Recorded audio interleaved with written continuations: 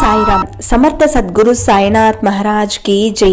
ముందుగా మన సాయి కుటుంబ సభ్యులందరికీ నమస్కారం అండి. అందరూ కూడా సుఖంగా సంతోషంగా బాగుండాలని మనస్ఫూర్తిగా కోరుకుంటూ ఈ రోజు వీడియో మొదలు పెడుతున్నాను. ఇక ఈ రోజు వీడియోలో బాబా గారు ఏం చెప్పబోతున్నారంటే, తల్లి, ఈ ఒక్కరోజు ఓపికతో ఉండు, 100 ఏళ్ల జీవితం ఇస్తాను. ఈ అద్భుతం కళ్ళారా చూడు తల్లి, నీ సంతోషం 10 ఇంతలు చేస్తాను అని ఈ రోజు బాబా గారు ఒక మంచి సందేశాన్ని తీసుకొచ్చారండి. కొన్నిసార్లు మనం చేసే తప్పులు ఇదే జీవితంలో వెంటనే అనుభవిస్తాం. అదే కొన్నిసార్లు మనం మంచి చేస్తే ఆ మంచితనం మనకు వెంటనే కనిపిస్తుంది.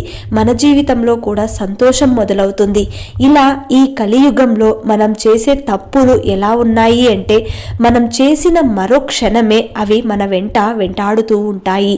కాబట్టి ప్రతి క్షణం మనం చేసే తప్పులు కానీ, మనం చేసే మంచి పనులు కానీ ఏవైనా సరే ఆ భగవంతుడు మనల్ని వాటి నుండి ఏ విధమైన శిక్షని అనుభవించాలో వెంటనే అమలు పరుస్తారు. కాబట్టి వాటి ద్వారా మనం ఎలా మసులుకోవాలి అన్నదే ఈ సందేశం.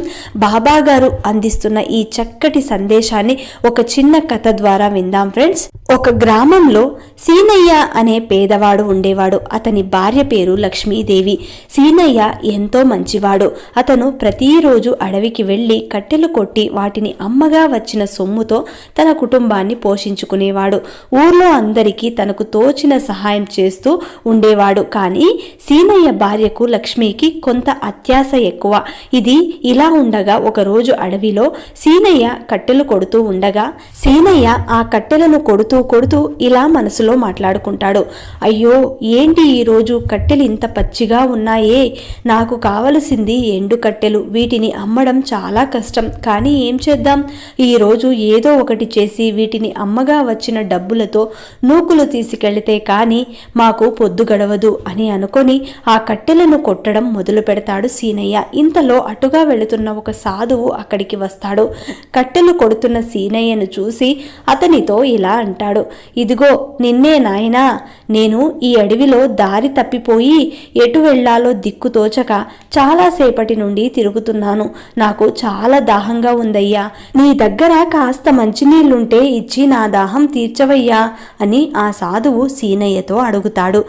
అప్పుడు సీనయ్య ఇలా అంటాడు, ఓ తప్పకుండా స్వామి, దాందేముంది భాగ్యం, ఇదిగో ఇప్పుడే ఇస్తాను, ఒక్క క్షణం అని చెప్పి తన దగ్గర ఉన్న చిన్న కుండలోని మంచినీళ్లు తీసుకొచ్చి ఆ సాధువుకి అందిస్తాడు సీనయ్య.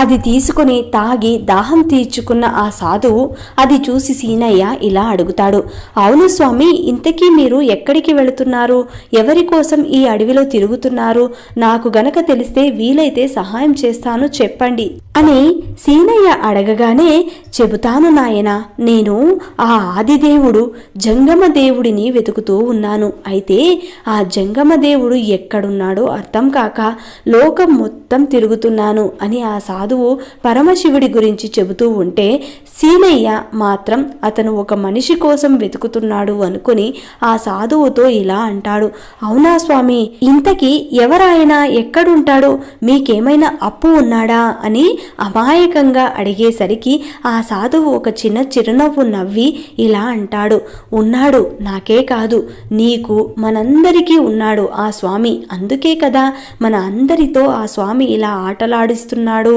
అని ఆ సాధువు చెప్పేసరికి అసలు అతను ఏం మాట్లాడుతున్నాడో అర్థం కాక సీనయ్య మళ్ళీ ఇలా అంటాడు, ఏవో స్వామి, మీరేం మాట్లాడుతున్నారో నాకేమీ అర్థం కావటం లేదు. సరేలే స్వామి, మీరు చాలా దూరం పోవాలి అనుకుంటున్నారు కదా, ఇదిగో నా దగ్గర భోజనం ఉంది, అది కూడా కాస్త తిని వెళ్ళు, చూడటానికి చాలా అలసటగా ఉన్నారు అని తన దగ్గర పొద్దున మూట కట్టుకొని తెచ్చిన అన్నాన్ని ఆ సాధువుకి ఇస్తాడు. అది చూసి ఆ సాధువు చాలా సంతోషించి ఆ భోజనం తీసుకొని తింటాడు. ఇక అడగకుండానే తన ఆకలిని అర్థం చేసుకుని భోజనం పెట్టిన సీనయ్య మంచి మనసుకు చాలా సంతోషిస్తాడు ఆ సాధువు. అయితే సీనయ్య కళ్ళల్లోకి చూడగానే అతను ఏదో తెలియని బాధలో ఉన్నాడు అనిపించింది ఆ సాధువుకి. అది అర్థం చేసుకున్న సాధువు ఇలా అడుగుతాడు, ఏమిటి బాబు, నీ కళ్ళల్లో ఏదో తెలియని బాధ ఉంది, ఎందుకు ఇంత విచారంగా ఉన్నావు, ఏదైనా కష్టం ఉంటే చెప్పు చెప్పు, నీ సమస్య పరిష్కరించగలనో లేదో చెబుతాను. ఏమీ లేదు స్వామి, నేను కటిక పేదవాడిని. ఇలా రోజు అడవిలో కట్టెలు కొట్టి నా కుటుంబాన్ని పోషిస్తూ ఉంటాను. కానీ ఏం లాభం, ఈరోజు కట్టెలు చాలా పచ్చిగా ఉన్నాయి. ఇక వీటిని ఎవ్వరూ కొనరు స్వామి. ఈరోజు నా భార్య, నా కొడుకు పస్తులుండాల్సిందే. అదే నా బాధ స్వామి అని బాధగా అంటాడు సీనయ్య.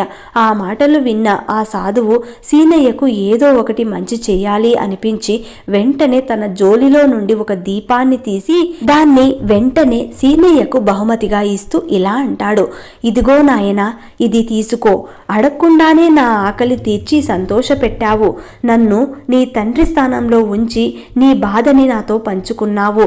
ఇక నీ బాధ నేను విన్న తర్వాత నీకు ఏదో ఒక సాయం చెయ్యాలని అనిపించింది నాకు. అందుకే ఇదిగో ఇది తీసుకో అని తన దగ్గర ఉన్న ఒక చిన్న దీపాన్ని సీనయ్య చేతికి ఇస్తాడు ఆ సాధువు. అయితే అది చూసిన సీనయ్య ఆ సాధువుతో ఇలా అంటాడు, నా బాధని అర్థం చేసుకున్నందుకు చాలా సంతోషం స్వామి. అయితే నాకు ఇదేది వద్దు స్వామి. మీ ఆకలి తీర్చిన తర్వాత ప్రతిఫలం ఆశించడం భావ్యం కాదు. అందుకే నన్ను క్షమించండి అని సున్నితంగా ఆ బహుమతిని తిరస్కరిస్తాడు సీనయ్య. అయితే సీనయ్య సంస్కారానికి మెచ్చుకున్న ఆ సాధువు సీనయ్యతో ఇలా అంటాడు, చూడు బాబు, నీ సంస్కారం చూస్తుంటే నాకు ముచ్చటేస్తుంది. నీ సమస్యకు పరిష్కారంగా ఇది నీకు ఇస్తున్నాను. ఇది తప్పకుండా నీ సమస్యను పరిష్కరించగలదు.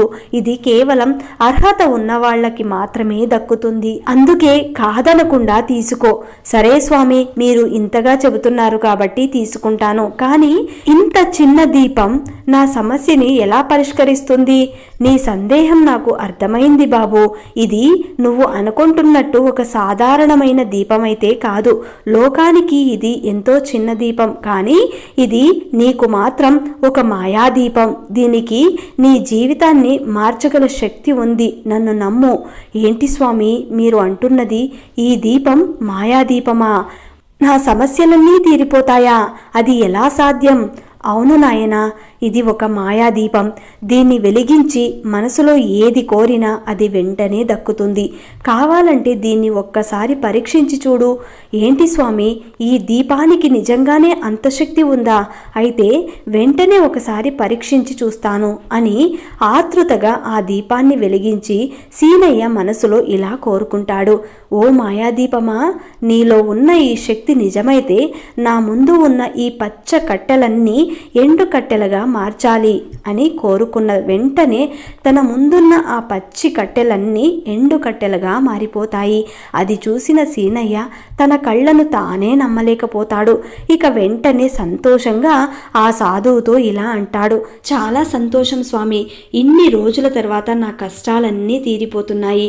నా భార్య బిడ్డలకు ప్రతిరోజు ఆకలిని తీర్చిన వాడినవుతాను. మంచిది నాయనా, కానీ ఒక్క మాట గుర్తుపెట్టుకో, ఎప్పుడూ కూడా నీ దగ్గరికి ఆకలితో వచ్చిన వారిని నిరాశపరిచి వెళ్ళిపోమని చెప్పమాకు. ఇక వెళ్ళిరా నాయనా, అంతా మంచే జరుగుతుంది అని ఆశీర్వదించి అక్కడి నుండి ఆ సాధువు కూడా వెళ్ళిపోతాడు. ఇక ఆ అద్భుత దీపాన్ని అక్కడే అడవిలో దాచిపెట్టి ఆ కట్టెలను తీసుకుని అమ్మగా వచ్చిన డబ్బులతో కొంత సరుకులు కొని ఇంటికి వస్తాడు సీనయ్య. వచ్చి రాగానే తన భార్య చేతికి మిగతా డబ్బులన్నీ ఇస్తాడు. అది చూసి ఆశ్చర్యపోతుంది లక్ష్మి. భర్తతో ఇలా అంటుంది, ఏంటయ్యా రోజు కంటే ఎక్కువ డబ్బులు తెచ్చావే? ఎక్కువ కట్టెలు అమ్ముడుపోయాయా ఏంటి? అలాగే ఎంతో సంతోషంగా కూడా కనిపిస్తున్నావే. అవును లక్ష్మి, ఈ రోజు నుంచి డబ్బులు దండిగా వస్తాయిలే. అడవిలో కట్టెలు ఎక్కువగా దొరుకుతున్నాయి కాబట్టి ఎక్కువ కట్టెలను అమ్మవలసి వస్తుంది. ఇక ఈ రోజు నుండి మనకు డబ్బులు ఎక్కువగానే వస్తాయి. మన కష్టాలన్నీ తీరిపోయినట్టే అని ఆ సాధువు ఇచ్చిన అద్భుత దీపం గురించి భార్యతో చెప్పకుండా దాచిపెడతాడు సీనయ్య.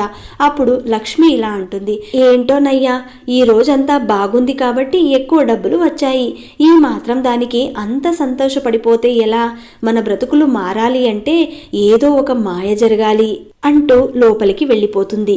ఇక తన మనసులో లక్ష్మికి చెప్పాలి అని ఉన్నా కానీ ఆ దీపం గురించి చెప్పడు. అలా రోజు కట్టెలు కొట్టి ఆ మాయా దీపంతో ఆ కట్టెలన్నీ ఎండబెట్టి ఎక్కువ డబ్బులు తెచ్చి ఇంటికి ఇచ్చేవాడు సీనయ్య.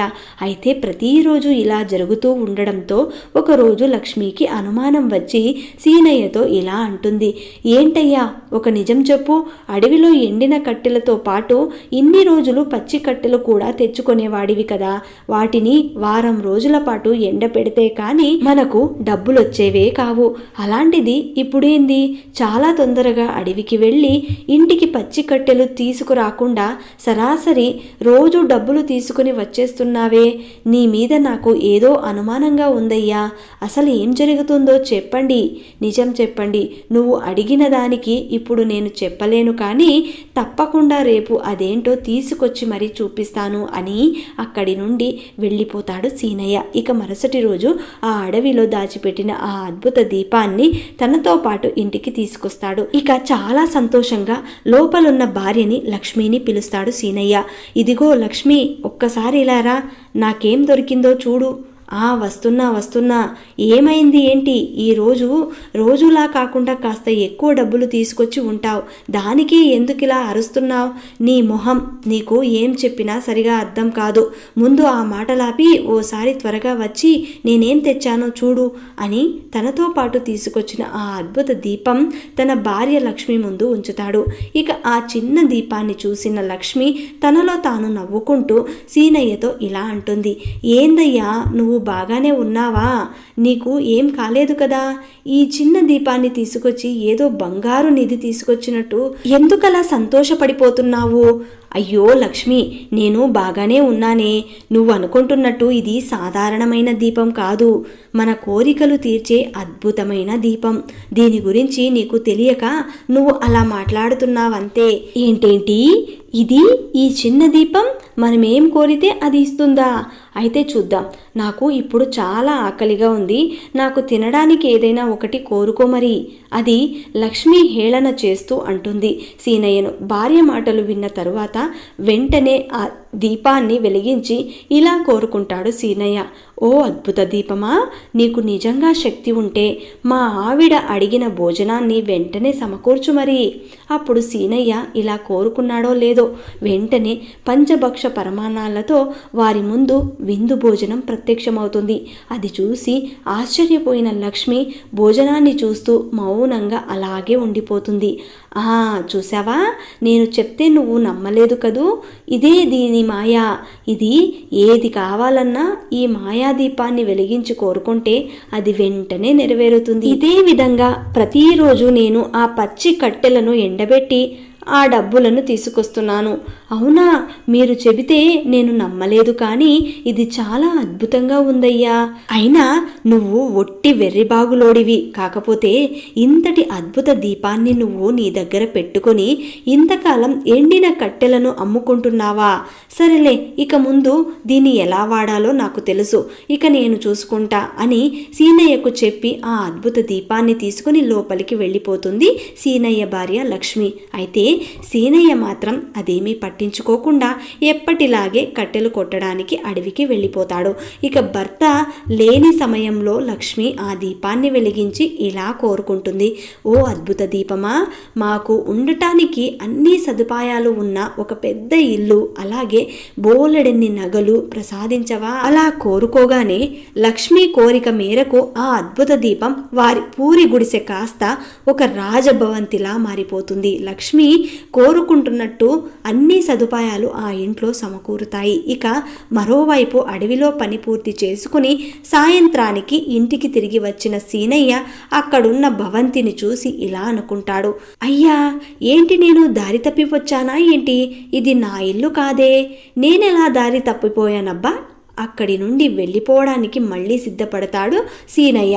అయితే ఇంట్లో నుండి సీనయ్య భార్య లక్ష్మి వచ్చి భర్తను గుర్తించి గుమ్మం ముందు నిల్చొని ఇలా పిలుస్తుంది, ఏమయ్యో, నిన్నే, ఇది మన ఇల్లే, ఎక్కడికి వెళుతున్నారు, లోపలికి రండి అని పిలవగానే సీనయ్య అయోమయంగా అసలు అక్కడ ఏం జరుగుతుందో తెలియకుండానే లోపలికి వస్తాడు.